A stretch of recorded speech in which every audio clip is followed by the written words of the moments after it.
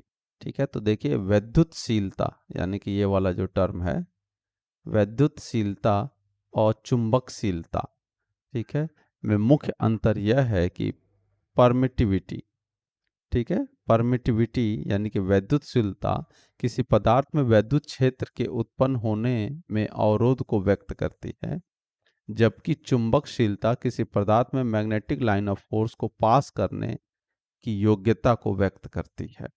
यानी कि यहाँ पर क्या हो रहा है कि किसी भी पदार्थ में वैद्युत क्षेत्र जो उत्पन्न होता है और उस वैद्युत क्षेत्र को जो अवरोध प्रदान करती है वो होती है आपकी परमिटिविटी यानी कि वैद्युतशीलता, और कितना उसमें मैग्नेटिक फील्ड फ्लो कर सकता है उसको हम बोलते हैं चुंबकशीलता यानी कि परमेबिलिटी। ठीक है, ये चीज़ आप जरूर ध्यान रखें। इनमें अंतर पूछा जा सकता है या इसकी डेफिनेशन आपसे ऑब्जेक्टिव में भी पूछी जा सकती है। अब हम लोग इस टॉपिक में बात करते हैं कि अभी हम लोगों ने बायो-सॉवर्त लॉ में पढ़ा था कि जब कोई भी हमारे पास एक कंडक्टर है और उसमें धारा का मान धारा अगर उसमें फ्लो कर रही है तो किसी बिंदु पी पे जो है डेल्टा बी की वैल्यू हम लोग बड़े आराम से कैलकुलेट कर सकते हैं, उसका फॉर्मूला डेराइव किया। लेकिन अब यहाँ पर अगर हम उसकी डायरेक्शन की बात करें तो उसके लिए मैक्सवेल ने जो है आपको एक नियम बताया है, राइट हैंड रूल उसको बोलते हैं या स्क्रू रूल भी बोलते हैं। तो वो क्या कहता है कि आपको क्या करना है, मान लीजिए ये आपका कंडक्टर है जिसमें धारा जो है नीचे से ऊपर की तरफ फ्लो कर रही है, तो आप क्या करिए कि कंडक्टर में जो धारा फ्लो कर रही है उस डायरेक्शन में अपना दाहिने हाथ का अंगूठा कर लीजिए, और ये जो उंगलियां आपकी बचेंगी वो उंगलियां जो हैं, अगर आप ऐसे समझें ये आपका कंडक्टर है तो ये उंगलियां इस तरीके से हैं, तो ये उंगलियां जो हैं आपको मैग्नेटिक फील्ड की डायरेक्शन को बताएगी, मैग्नेटिक फील्ड की लाइन जो है किस डायरेक्शन में जो है वो फ्लो कर रही है। वही यही सेम डायग्राम यहाँ पर भी आपको बताया गया है। फिर उसके बाद जो है आपका स्क्रू स्क्रू रूल भी आप इस सेम को ही कहते हैं। उसके लिए क्या कहता है कि आप एक स्क्रू ले लीजिए और उसको पेचकस से कसिए, जब वो जिस डायरेक्शन में अंदर जा रहा है वो अगर धारा का डायरेक्शन है तो जिस डायरेक्शन में आप उसको घुमा रहे हैं वही चुंबकीय क्षेत्र का जो है डायरेक्शन होगा। तो ये जो है आपका मैक्सवेल के राइट हैंड रूल जो है, या इसी को हम क्या कहते हैं स्क्रू रूल भी कहते हैं। तो अगर कहीं पे आपसे ऑब्जेक्टिव में पूछता है कि स्क्रू रूल या राइट हैंड रूल या मैक्सवेल का राइट हैंड रूल जो है वो क्या हमें बताता है, तो हम कह सकते हैं कि वो मैग्नेटिक फील्ड लाइंस की जो डायरेक्शन को बताता है कि वो किस डायरेक्शन में, यानी कि अर्थात क्लॉकवाइज या एंटी क्लॉकवाइज जो है वो फ्लो करेगी। अब हम बात करते हैं मैग्नेटिक फ्लक्स की। तो मैग्नेटिक फ्लक्स के लिए क्या कहा गया है कि मैग्नेटिक फ्लक्स का ये तो फॉर्मूला है, उसका क्या है मीनिंग देखिए, यहाँ पे मान लिया जा रहा है कि ये हमारा एक क्षेत्रफल ए है जो कि हॉरिजॉन्टल रखा गया है ना, यानी कि इस तरीके से धरती के जस्ट समांतर रखा गया है, और मैग्नेटिक जो आपके चुंबकीय क्षेत्र है बी, जिसको बी से रिप्रेजेंट किया गया है, वो नीचे से ऊपर की तरफ जो है वो फ्लो कर रहा है। और नीचे से ऊपर की तरफ फ्लो कर रहा है, इसका मतलब क्या हुआ कि वो जब नीचे से ऊपर की तरफ फ्लो कर रहा होगा तो वो सब पूरा का पूरा जो है इसको कट करता हुआ जा रहा हो, कहीं से भी रिफ्लेक्शन या रिफ्रैक्शन की बात नहीं होगी, कहीं से भी परावर्तित नहीं होगा। तो पूरा का पूरा कट करते हुए नीचे से ऊपर की तरफ जाएगा, और इन दोनों के बीच का जो ये एंगल अगर हम बात करें तो वो कितना है आपका 90 डिग्री है। तो यहाँ पे जो इसके कारण से आपका चुंबकीय फ्लक्स जनरेट होगा, जिसको हम फाई से रिप्रेजेंट करते हैं, वो होगा बी इंटू ए। बी का मतलब ये जो हमारा चुंबकीय क्षेत्र है बी, और ए जो है हमारा ये एरिया है। तो ये फॉर्मूला हो गया जब इन दोनों के बीच का एंगल 90 डिग्री है। लेकिन अब ये भी हो सकता है कि ये जो हमारा एरिया है, इससे कुछ एंगल पर जो है मैग्नेटिक फील्ड की लाइंस जो है, चुंबकीय क्षेत्र आपका ऐसे फ्लो कर रहा है। तो उस केस में हमें पता है हम क्या करेंगे, 90 डिग्री वाली लाइन को हम लोग यहाँ पे देखेंगे कि 90 डिग्री वाली लाइन कब होगी। तो हम उसके लिए क्या कर सकते हैं, यहाँ से इसका कंपोनेंट निकाल सकते हैं। तो इस वाली लाइन से अगर ये एंगल थीटा बनाता है और ये हमारा क्या है बी है, तो इसका हॉरिजॉन्टल कंपोनेंट आप लोगों ने ऐसे पढ़ा होगा कि अगर कोई भी वेक्टर ए है और ये एंगल आपका थीटा है, तो इसका हॉरिजॉन्टल कंपोनेंट क्या होता है, ए कॉस थीटा होता है। यानी कि जिसके साथ ये एंगल बनाता है उसका कॉस कंपोनेंट वहाँ पर आता है। तो अब हमारे पास जो है चुंबकीय क्षेत्र 90 डिग्री पर ए से कितना हो गया, वो हो गया हमारा, यहाँ पर ये वाला जो कंपोनेंट आएगा वो क्या आएगा, बी कॉस थीटा, और एरिया कितना है हमारा ए है। तो इसलिए यहाँ पर फॉर्मूला क्या हो जाएगा, बी ए कॉस थीटा। अब हम लोग बात करते हैं मैग्नेटिक सर्किट की। मैग्नेटिक सर्किट का क्या मतलब है, हमने मैग्नेटिक फील्ड की बात करी कि जब भी कोई भी आपका जो है कंडक्टर में एक करंट फ्लो करवाते हैं तो मैग्नेटिक फील्ड प्रोड्यूस हो जाती है। अब वो जब प्रोड्यूस होती है तो उसको अगर हम कोई पाथ प्रोवाइड करें तो उसमें वो फ्लो भी करेगी। तो या कह सकते हैं दूसरे शब्दों में, देखिए कहा गया चित्र 14.10 ये चित्र हैं, ठीक है ना। और इनमें आप क्या कर रहे हैं देखिए, तो यहाँ पे कोई भी एक हम समझने के लिए ले सकते हैं, जैसे कि ये लिया जा सकता है, आप इसमें एक करंट आई फ्लो करवा रहे हैं और इसमें नंबर ऑफ टर्न्स आपके कितने हैं, कैपिटल एन है, मतलब कितनी बार इसमें लिपटा गया है, तो एक मैग्नेटिक फील्ड प्रोड्यूस हो रहा है। अगर ये नहीं होता, ठीक है, जैसे कि अगर ये नहीं होता तो क्या होगा, आपका सपोज इस तरीके का वायर है, नहीं होता तो ये मैग्नेटिक फील्ड जो प्रोड्यूस होती है इस तरीके से आपकी अपने पाथ कंप्लीट करती, यानी कि उस पाथ को फॉलो नहीं करती, क्योंकि कोई पाथ दिया ही नहीं है यहाँ पे, तो कोई भी पाथ फॉलो कर सकती है, लेकिन वो अपने पाथ जरूर कंप्लीट करेगी। लेकिन यहाँ पर आपने क्या किया, एक पाथ दे दिया, तो वो उसी पाथ को फॉलो करेगी, ठीक है ना। जैसे कि यहाँ पर है तो यहाँ जो मैग्नेटिक फील्ड ये डॉटेड लाइन दिखाया जा रहा है इससे जो है फॉलो करेगी, यहाँ पर जो है ये डॉटेड लाइन से जो दिखाया जा रहा है उससे करेगी। तो इस तरीके से जो है जिस पाथ में आपकी मैग्नेटिक फील्ड फ्लो करती है उसी को हम क्या कहते हैं, मैग्नेटिक सर्किट हम उसको कहते हैं। ये चीज़ आप ज़रूर ध्यान रखें, ठीक है। और यहाँ पर जो है मैग्नेटिक फ्लक्स को अगर हम डिफाइन करें तो किसी मैग्नेटिक सर्किट में, अब यहाँ पे मैग्नेटिक सर्किट के टर्म्स में बात हो रही है, किसी मैग्नेटिक सर्किट में इलेक्ट्रिक करंट द्वारा उत्पन्न की गई मैग्नेटिक लाइन ऑफ फोर्सेस की संख्या को हम मैग्नेटिक फ्लक्स कहते हैं। इसे हम किससे रिप्रेजेंट करते हैं, फाई से, अभी हम लोगों ने देखा था, फाई से रिप्रेजेंट करते हैं। तो इसका क्या मतलब है, इसका ये मतलब है कि ये यहाँ पर जो जितने भी आपकी लाइनें प्रोड्यूस होंगी वही जो है हमारी क्या होंगी, मैग्नेटिक फ्लक्स कहलाएंगी, ठीक है। अब हम लोग बात करते हैं कि जब किसी सर्किट में मैग्नेटिक आपका क्या हो रही है, लाइंस जो हैं वो फ्लो कर रही हैं, मैग्नेटिक सर्किट में मैग्नेटिक लाइंस फ्लो कर रही हैं, तो वो फ्लो कैसे कर रही होगी, ऐसा तो है नहीं कि भाई अपने आप करने लगेगी, यानी कि यहाँ पर भी कोई ना कोई एक एनर्जी काम कर रही है, फोर्स काम कर रहा है जो कि उसको फ्लो करवा रहा है, ठीक है। तो उसको कहा जाता है मैग्नेटोमोटिव फोर्स, उसी को शॉर्ट में क्या कहते हैं, MMF, मैग्नेटोमोटिव फोर्स, या इसी को चुंबकीय वाहक बल।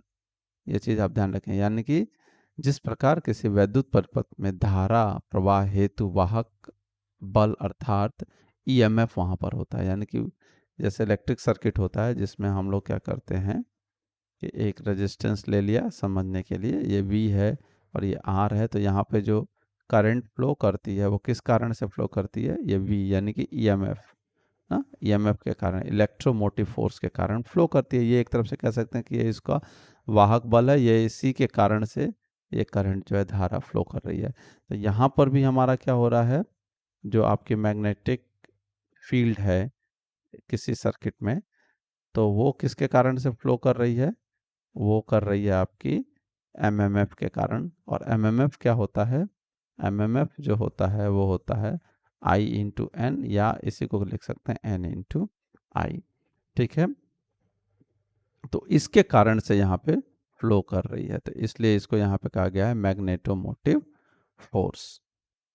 तो इसी को दूसरे टर्म्स में अगर कहें तो हम क्या कह सकते हैं, चुंबकीय वाहक बल वह चुंबकीय प्रेशर होता है जो चुंबकीय सर्किट में magnetic lines of force setup करता है या करने का प्रयास करता है। ठीक है, तो ये चीज़ यहाँ पे बताई गई। जैसे यहाँ इस डायग्राम में भी देखिए, यहाँ पर एक सप्लाई दी जा रही है, ये हमारा धारा है, और कितने टर्न है इसमें, n टर्न्स हो सकते हैं। इसके कारण से यहाँ पे मैग्नेटिक फील्ड जो है वो लाइन प्रोड्यूस हो रही है। और यहाँ पर एक टर्न जो है बार बार यूज़ किया जाएगा, एम्पियर टर्न AT। तो ये कोई नई चीज़ नहीं है, जैसे कि अभी मैंने बताया था ऊपर कि MMF इज इक्वल टू क्या होगा, N इंटू आई। और N की यूनिट की अगर हम बात करें तो ये क्या होगा, 5 टन, 10 टन, 20 टन। जैसे यहाँ पे बात करें तो 1 2 3 4 5 6, ना कितने हैं, 6 टर्न हैं। तो टर्न का मतलब इतने राउंड यहाँ पे लगाए गए हैं, तो ये इसका यूनिट हो गया T, और करंट की यूनिट हो गई आपकी एम्पियर। तो आप इसी को दूसरे टर्म्स में क्या लिख सकते हैं, I इंटू एन लिख सकते हैं, यानी कि A इंटू टी। तो इसी को हम लोग क्या कह सकते हैं, AT, यानी कि एम्पियर टर्न। तो अगर आपको कहीं पे कहता है कि एम्पियर टर्न बताइए, तो उसका मतलब कोई नई चीज़ नहीं है, उसका मतलब है आपको MMF आपसे पूछा गया है। अब हम लोग बात करते हैं रिलक्टेंस की। तो रिलक्टेंस क्या है, तो देखिए, किसी चुंबकीय पथ में मैग्नेटिक फ्लक्स का अवरोध रिलक्टेंस कहलाता है। जैसे कि हम लोगों को पता है, हमारा इलेक्ट्रिक सर्किट में क्या होता है, एक वोल्टेज सोर्स होता है और एक आपका क्या होता है, रेजिस्टेंस होता है। यहाँ पर V हो गया, ये R हो गया, और यहाँ पे धारा होती है। तो इस धारा के रास्ते में जो अवरोध प्रदान करता है वो क्या होता है, ये रेजिस्टेंस होता है। ऐसे ही ये मैग्नेटिक फील्ड है आपका, इसके रास्ते में जो अवरोध प्रदान करेगा उसको हम क्या कहते हैं, रिलक्टेंस कहते हैं। और इसको जो है वो S से रिप्रेजेंट आपको किया जाता है। और S का जो फॉर्मूला होता है वो होता है L upon mu naught into mu R into A. ये फॉर्मूला है। अब L क्या है, L जो है आपका ये मैग्नेटिक फील्ड आपका सर्किट है, इसकी लंबाई है, ये कितना लंबा है, ये हमारा क्या है, L है। उसके बाद आता है आपका म्यू नॉट, ये तो अभी हम लोगों ने ऊपर पहले वीडियो में डिस्कस किया था, ये कांस्टेंट है। म्यू आर आपका क्या है, रिलेटिव परमेबिलिटी है, जो कि ये पर्टिकुलर मटेरियल की ही प्रॉपर्टी होगी। मटेरियल कैसा है वो आपको न्यूमेरिकल में दिया गया होगा, तो यानी कि वहाँ पर रिलेटिव परमेबिलिटी की वैल्यू भी आपको दी गई होगी। उसके बाद ए जो है आपका वो क्या है, एरिया है। एरिया कहने का मतलब है वो भी कौन सा एरिया है, वो है आपका क्रॉस सेक्शनल एरिया। जैसे इसकी अगर हम बात करें तो इसको अगर हम यहाँ से कट करेंगे, ठीक है, तो कट करेंगे तो हो सकता है वो देखने में उस तरफ जो है इस तरीके का होगा ना। तो ये जो एरिया होगा उसी को हम क्या कहते हैं, कैपिटल ए से यहाँ पर रिप्रेजेंट किया गया है, उसी को क्या कहते हैं, अनुप्रस्थ काट का क्षेत्रफल। ठीक, तो ये हमारा फॉर्मूला है S, और S is equal to L upon mu naught into mu R into capital A। अब हम लोग बात करते हैं लॉ ऑफ मैग्नेटिक सर्किट। तो लॉ ऑफ मैग्नेटिक सर्किट कोई नई चीज़ नहीं है, जैसे कि हम लोगों ने ओम्स लॉ पढ़ा हुआ है, जिसमें हम लोगों ने पढ़ा था I किसके प्रोपोर्शनल होता है, V के प्रोपोर्शनल होता है, या दूसरे टर्म्स में अगर हम बात करें तो हम कह लेते थे कि जो V प्रोपोर्शनल होता है वो किसके होता है, I के प्रोपोर्शनल होता है। ऐसे ही फ्लक्स के टर्म्स में बात अगर करें तो जो फाई होता है वो किस कारण से प्रोड्यूस हो रहा है, मैग्नेटोमोटिव फोर्स के कारण। यानी कि फाई जो प्रोपोर्शनल होगा वो किसके होगा, एमएमएफ के होगा, यानी कि एमएमएफ किसके प्रोपोर्शनल हो जाएगा, आपके फाई के प्रोपोर्शनल होगा। तो इतना तो ये दोनों सेम हो गया। और वी जब प्रोपोर्शनैलिटी हटती है तो क्या आ जाता है, आई इंटू आर। तो वैसे ही यहाँ पर भी जब प्रोपोर्शनैलिटी हटेगी तो आ जाता है S into phi.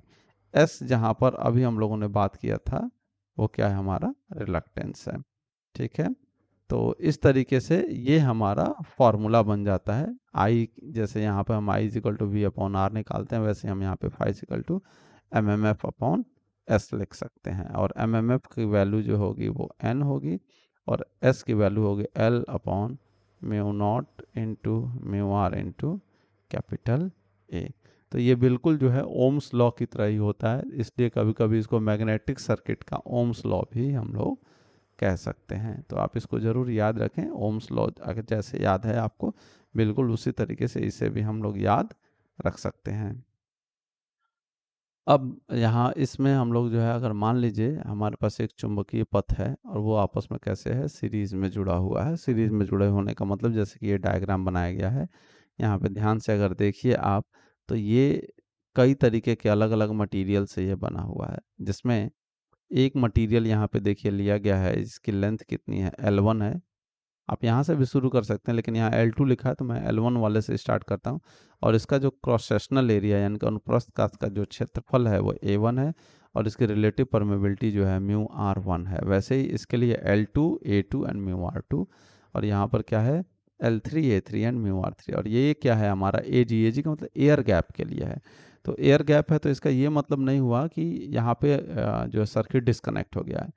Magnetic field तो एयर में भी फ्लो करती है, तो हम यहाँ पे कैसे एज्यूम करेंगे, किस तरीके से इस प्रॉब्लम को सॉल्व करेंगे, तो उसको सॉल्व करने का तरीका क्या है, हम ऐसे मानेंगे कि यहाँ पर एक ऐसा मटेरियल रखा हुआ है जिसकी लंबाई कितनी है, Lg है, इसका अनुप्रस्थ काट का क्षेत्रफल कितना है, Ag है, और उसकी रिलेटिव परमेबिलिटी कितनी है, 1 है। क्यों 1 मान रहे हैं, क्योंकि एयर की रिलेटिव परमेबिलिटी जो होती है वो क्या होती है आपकी 1 होती है।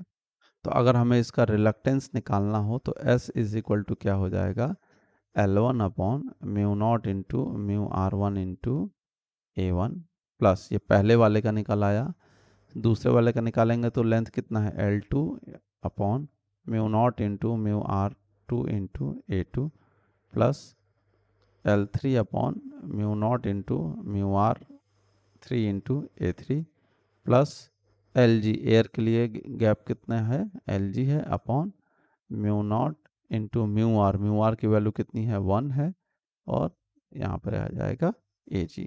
तो इस तरीके से हम लोग सीरीज में जोड़ सकते हैं और सबका इंडिविजुअल अलग अलग निकालेंगे और सबको आपस में क्या कर लेंगे, जोड़ लेंगे। तो अगर कहीं न्यूमेरिकल में आपसे पूछता है कि आप इसका जो है टोटल रिलक्टेंस बताइए, तो आप क्या करेंगे, ये फॉर्मूला अप्लाई करके उनको आपस में क्या कर सकते हैं, जोड़ सकते हैं, और यहाँ का जो रिजल्टेंट रिलक्टेंस होगा टोटल वो आप निकाल सकते हो।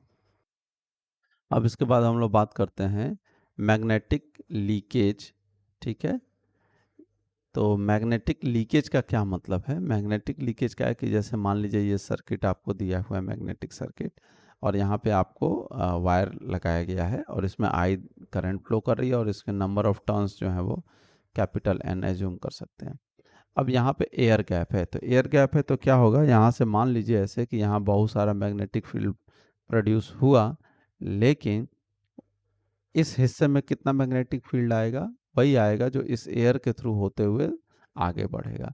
तो यानी कि एक तरफ से ऐसे सोचें कि आपका फ्लक्स तो φ1 प्रोड्यूस हुआ, लेकिन इस हिस्से में सिर्फ φu यहाँ पर रिप्रेजेंट किया जा रहा है, वो क्या है, यूजफुल फ्लक्स के लिए, तो उतना ही हम यूज़ कर पाए, तो इसका मतलब ये हमारा क्या है, यूजफुल फ्लक्स है।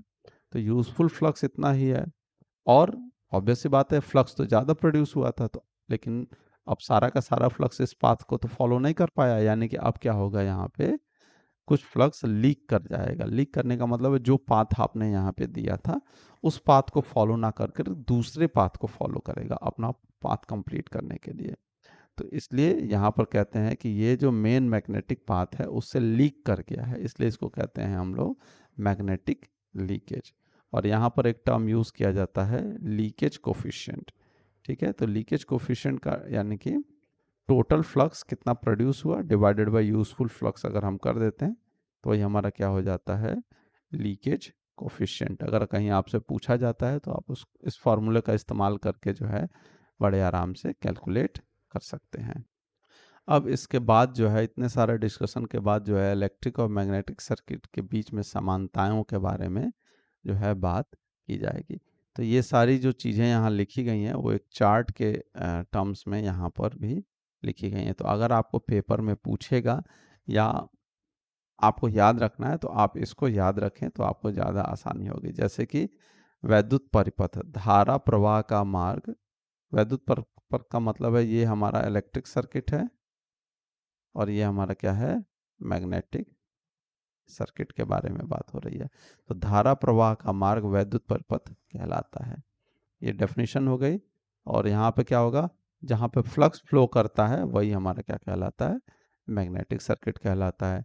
यहाँ पर जो ड्राइविंग फोर्स, मतलब जिसके कारण से हमारा धारा फ्लो कर रही है, वो क्या होता है, हमारा ईएमएफ होता है। यहाँ पर जो मैग्नेटिक फील्ड फ्लो कर रहा है वो किस कारण से होता है, एमएमएफ के कारण से होता है। ठीक है। यहाँ पर आपका धारा फ्लो करती है सर्किट में, यहाँ पर आपका क्या होता है, फ्लक्स फ्लो करता है। इसी तरीके से जो है यहाँ पर भी धारा अवरोध प्रदान करने का गुण होता है, जिसमें आर की बात कही जाती है, रेजिस्टेंस की। यहाँ पर भी धारा और जो फ्लक्स है उसका भी अवरोध मिलता है। उसको हम किससे रिप्रेजेंट करते हैं, रिलक्टेंस, एस से रिप्रेजेंट करते हैं।